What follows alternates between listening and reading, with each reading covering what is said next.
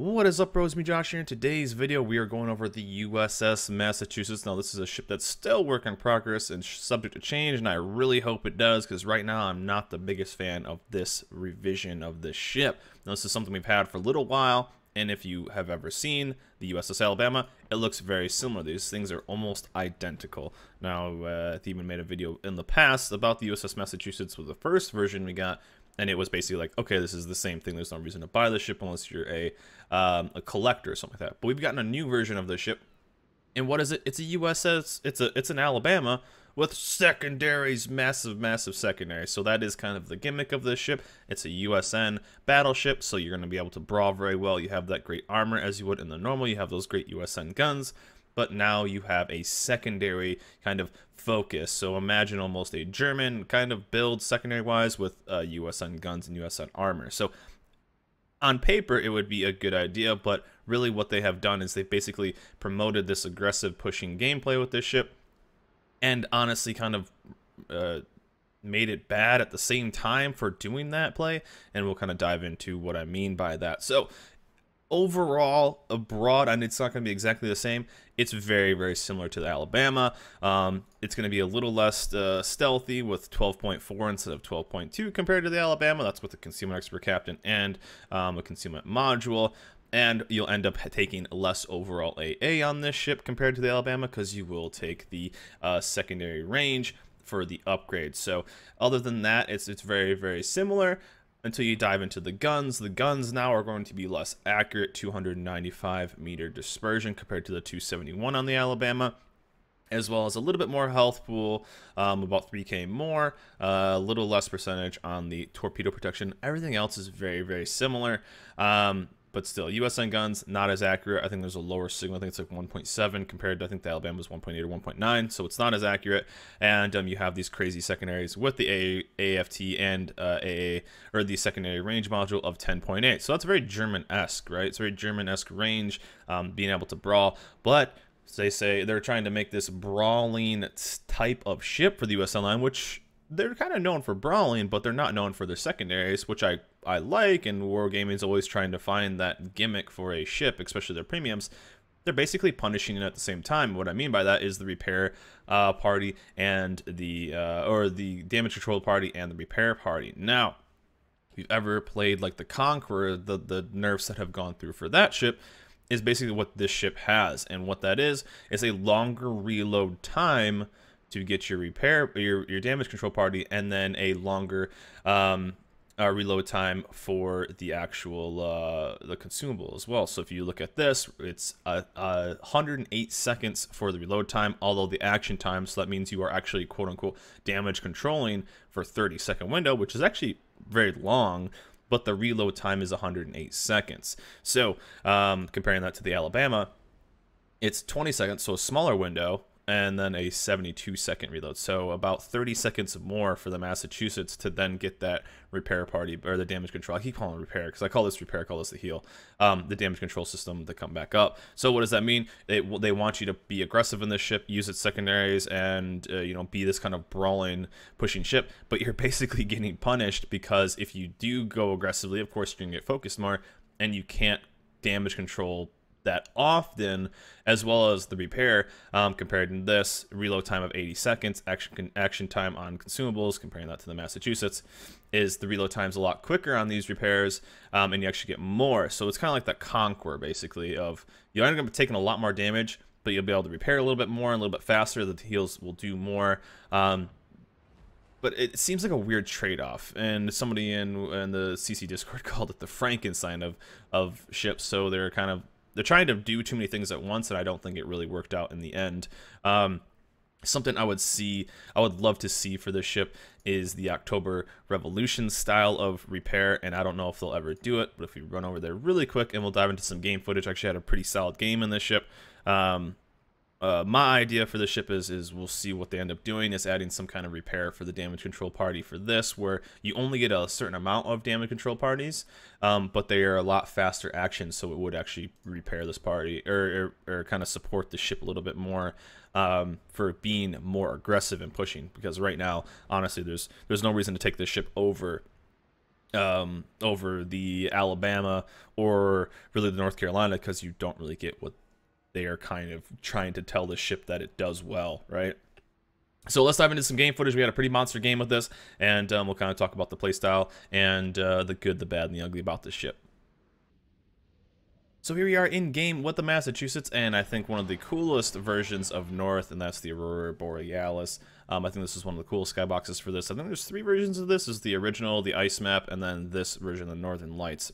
And I think this is the coolest version of this map. Also, I may sound a little different, guys. This is going to be the first video on the new microphone, the new audio setup. So if I do sound a little different, I apologize, hopefully for the better, and hope you guys are liking the quality a little bit more.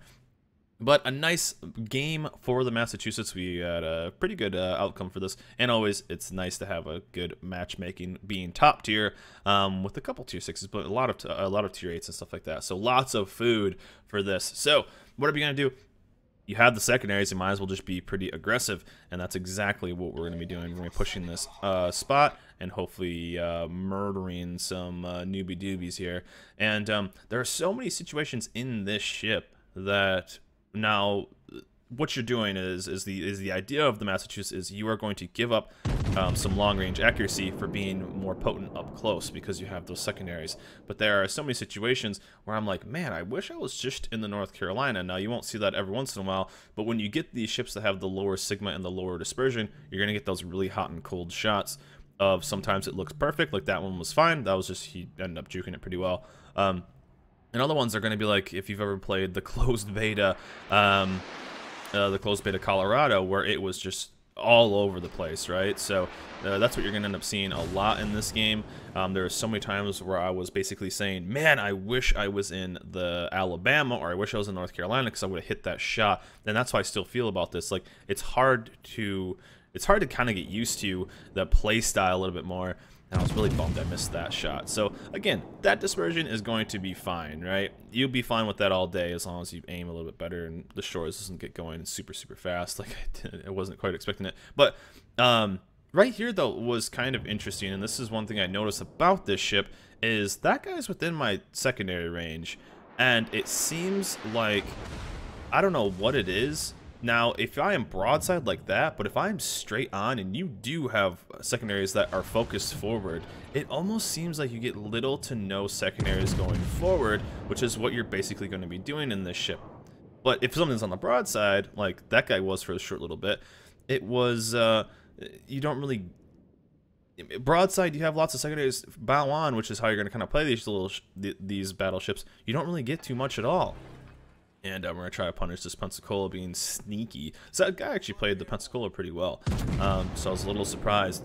But, again, you're going to see in just a second, when I'm kind of bow in, that nothing really happens from this. Like, that Mahan is going to be within my secondary range. There's going to be a couple ships in my secondary range. And I was really kind of...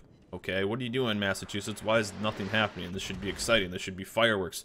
You know, I don't need to see Yamato level secondaries going off, but I should be seeing something, right? And there's a while there where it's just like, what? Why is nothing happening? So I don't know if I would like to see something.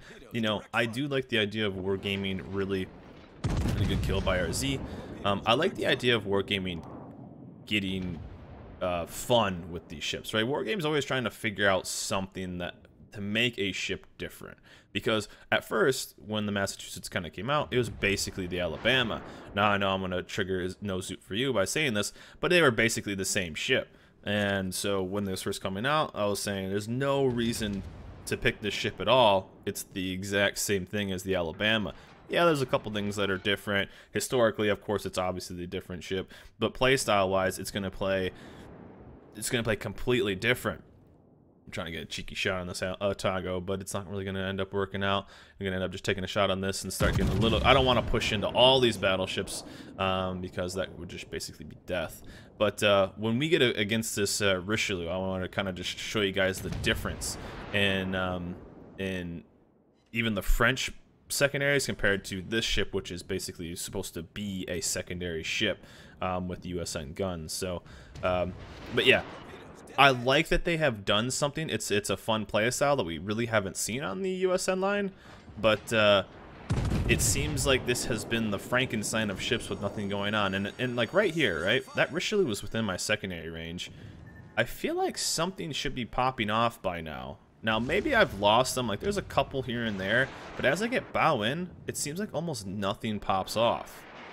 Like, nothing's going off as soon as I get any kind of bow in on this guy. So, with the playstyle, I gotta give up a little bit of an angle. So, I mean, if I was in a German ship, if I was in a French ship, I feel like it would be just going insane to be seeing a pretty big fireworks right here with that. But anyways, you still have USN guns, so lol, war spike's going down. But compared to like the Richelieu, who's pushing in with a little bit of an angle, there's nothing going on right now. And I'm even looking, I think this is when I'm even talking to Chad about it. There's nothing going on. There's no secondaries going off. So I think if they're going to do this, they kind of have to base the secondaries around the playstyle of these ships. But I mean, like, comparing, and there's the dispersion right there. We still snagged the kill, but there's the dispersion compared. That hot and cold that I'm talking about. But again, it seems like they need to change the secondaries to be a bit more USN oriented, because I feel like if I was in a German ship or a French ship, I would just be lighting that dude up with secondaries. So definitely losing to a French ship kind of sucks that way, but we're gonna eventually get the kill. We got 2 kills already, and deal with this gosh darn Pensacola that's been bugging me all game. Although he's been playing pretty well, but we're gonna guess that the turnout is coming, and we'll give him a nice little citadel right there. Again, USN guns. So you're gonna see a decent amount of salvos that are normal that you wouldn't really worry about, but you're gonna see a couple that are just, that's the ship with this worst dispersion and worst sigma. Now, do I think every battleship needs to be this Zau Hindenburg dispersion of a battleship? No, not at all. But it seems really weird to kind of punish this, because you are kind of punishing the and there we go. Blah, there he goes. 3rd kill, hat trick, and we're gonna just start pushing this and get a bit more aggressive on this point. So when I'm broadside, secondaries popping off, but it just seems so weird to me that when I'm bow in, which is kind of the strength of the ship, and using its secondaries, you're gonna get little to none on it. And there was actually a game I played earlier that well, I was broadside to a DD. I didn't even know it was there at the time, and it was very effective. So it did kind of chunk them that way. Well, I guess it wasn't very effective, about 1,000 life, but I did end up taking it down. Shots in on the shores as well. So again, that's what you're going to see right there. I do like that Wargaming is trying to make this kind of crossover of a ship, because it's especially as a tier 8 battleship, which is going to be one of the higher price tags that you'll see in World of Warships. It's really tough to warrant paying X amount of dollars for a ship like that. That's so just, it's in my opinion just complete copy paste for that what the Massachusetts Alabama was. And a little bit of a bummer right there. 4 over pens, down goes a kill. That actually could have been a 9-kill game, I realized. But we can give up a little bit more of a broadside, avoid these torps, and roll in. Again, we do have that really high 48, I think it's a 48% on the ship. Torpedo, and let's do some USN things against this cruiser. But that really good torpedo belt. So we're able to just, if we did take that torp, we wouldn't take that much damage. And shot in right there. So it's all right? Like it's gonna be okay. Of course, we snag the double sit and start working on the rest of the stuff. Man, I just realized this would have been a crazy kill game if we would have been a little bit more greedy on those kill steals, kill secures. I mean, JK. But the Massachusetts right now, to me, the secondaries are cool. Is it gonna change? I mean, we've been in within 10 kilometers within our range, and we only have 10 secondary hits. Do I see a reason to really purchase this ship as it is right now? No, I don't. If you really like USN battleships, I would just pick up the Alabama. I think it's just better overall. It's stealthy. It's small. It has a great torpedo protection. It's an overall good ship. The Massachusetts, I think, is a good starting point for what the Mass could eventually be. Either they need to buff the secondaries on it to make it a bit better, secondary wise. Like right there, like 10 kilometers, I feel like that should have been a hit. But again, we're still barely getting secondary hits. They're popping off, and they're going around the Earth because they have such a high trajectory. But I feel like if I was in a Tirpitz, that Nuremberg would be just chewed up, right? With the, I mean, only a 5% fire chance on these secondaries.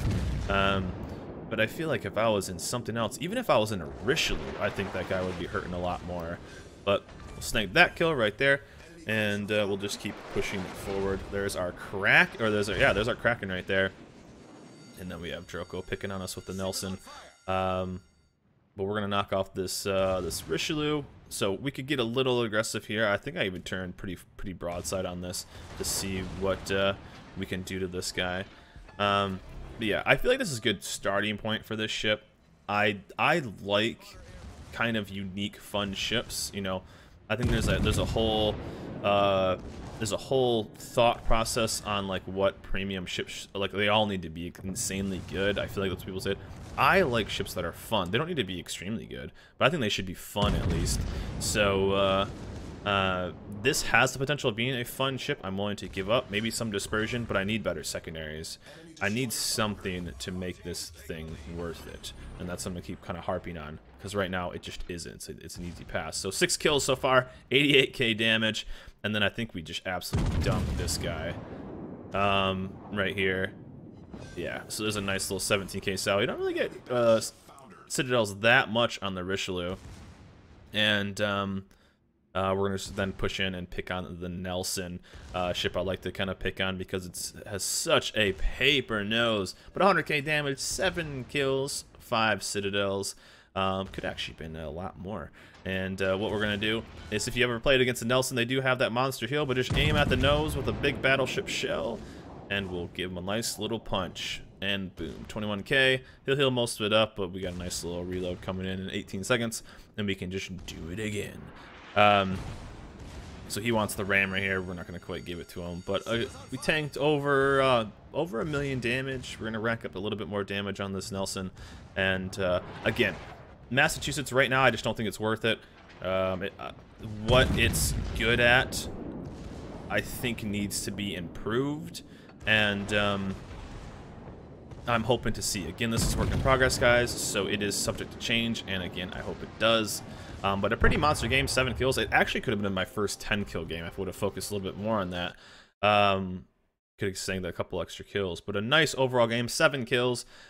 I think there are a couple situations there that if I'm in a different ship, if I'm in the Alabama, if I'm in North Carolina, I get more kills there. I just think the guns, losing on the guns, I think is a fair trade, but the secondaries or what I'm gaining because I've lost the better guns needs to be better, if you guys get what I'm saying. So the trade has to be there, and I just don't think it currently is right now. But a secondary-based USN ship, we haven't seen it before, and I'm excited to see what they potentially do. Maybe it's going to open some other ships that are kind of known for this, and we could really see some cool play styles, and maybe kind of a nice crossover, maybe a couple ships here and there of a more secondary build USN, because I love USN battleships. They're great, especially that tier 8. The North Carolina, the Alabama, the Massachusetts all play very well, and they're all a lot of fun. So we'll see, though. We'll see what they end up doing. We'll see what Wargaming does. Again, work in progress, guys, so they could change at any moment. Right now, I just think it's a pretty easy pass on this ship. Save your money until something else comes out, but it's a good starting point, at least, for what they're trying to do. But anyways, guys, that's it for me. Hope you guys enjoyed this video. Remember, like, subscribe, and I'll see you guys next time.